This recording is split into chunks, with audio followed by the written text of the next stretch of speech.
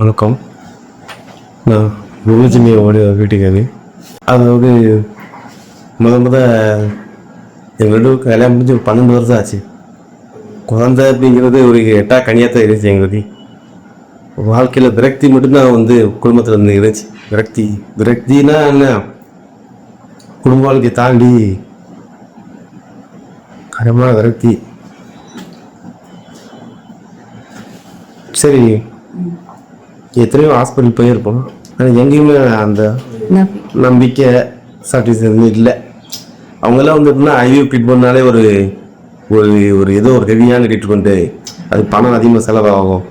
Psychology ரீதியாக ஒரு பயத்தோடு தான் எங்களை ஆடுவாங்க. நாங்களும் ஊராக போகும்போது ஐயோ என்னடா குழந்தை நமக்கு இல்லை ஒழுக்க, அந்த ட்ரீட்மெண்ட் போனால் அதிகமாக செலவாகும்னு எல்லா ஹாஸ்பிட்டலும் போய்ட்டு விட்டோம். எங்கெங்கெல்லாம் கேம்ப் நடப்பாங்க போவோம். ஒரு காலகட்டத்தில் எங்களுக்கு குழந்தை வேண்டாம் அப்படிங்கிற முடிவுல வந்துட்டோம். சரி, குழந்தை வேண்டாம், நமக்கு உனக்கு நீயே வாழ்ந்துவோம், அந்த மாதிரி நிலைமைக்கு வந்துட்டோம். அப்போ எங்களோட ட்ராவல் பண்ண பொண்ணு தான் வசந்தா பெடிசிட்டி சென்டர் பிஜிஎஸ் ஹாஸ்பிட்டலில் சொன்னாப்புல, நீ வாங்க, மேடம் நல்லா பார்க்குறாங்க, உங்களுக்கு நல்ல கம்ஃபர்டபுளாக இருக்கு, நீங்கள் ஒரு இருந்துட்டு வாங்க பார்த்து ஹாஸ்பிட்டல் வந்தோம். அம்மாவை பார்த்தோன்னே உண்மையில ஒரு நல்ல ஒரு நம்பிக்கை.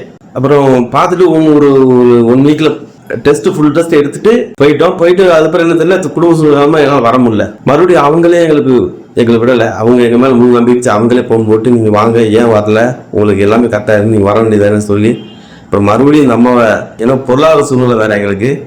அப்போ மறுபடியும் நம்ம நம்பிக்கை வச்சு மறுபடியும் வந்து பார்த்து நம்ம கைராசியாக நம்ம நல்லா பார்த்துக்கிட்டாங்க. நாங்களும் இந்த அம்மா முழுசாக நம்புகிறோம், ரொம்ப முழுசாக நம்பணும். எங்களுக்கு ஒரு குழந்தை கண்டிப்பாக இருக்குங்கிற நம்பிக்கை, அவங்களுக்கு குழந்தை வர்றதுக்கு முன்னாடி நம்பிக்கையை கொடுத்துட்டாங்க. அதனால் நாங்கள் முழுசாக இந்த மருத்துவத்தை முழுசாக நானும் இந்த ஹாஸ்பிட்டல் எங்களுக்கு முழுசாக கை கொடுத்துச்சு. இந்த நிர்வாகமே கிடச்சிச்சு. ஹாஸ்பிட்டல் வேலை செய்கிறவங்களாக இருக்கட்டும், மேலே மருத்துவராக இருக்கட்டும், எங்கள் முழுசாக ஒரு நம்பிக்கை கொடுத்தாங்க. எங்களுக்கு முழு நம்பிக்கையோடு நாங்கள் பயணம் செஞ்சோம். ஒரு பழைய ஒரு பெண் குழந்தை எங்களுக்கு வாழ்க்கையை திருப்தி எடுத்ததுமாக திறந்துருக்கு. அதுக்கு பிஜிஎஸ் ஹாஸ்பிட்டலுக்கு ரொம்ப நன்றி.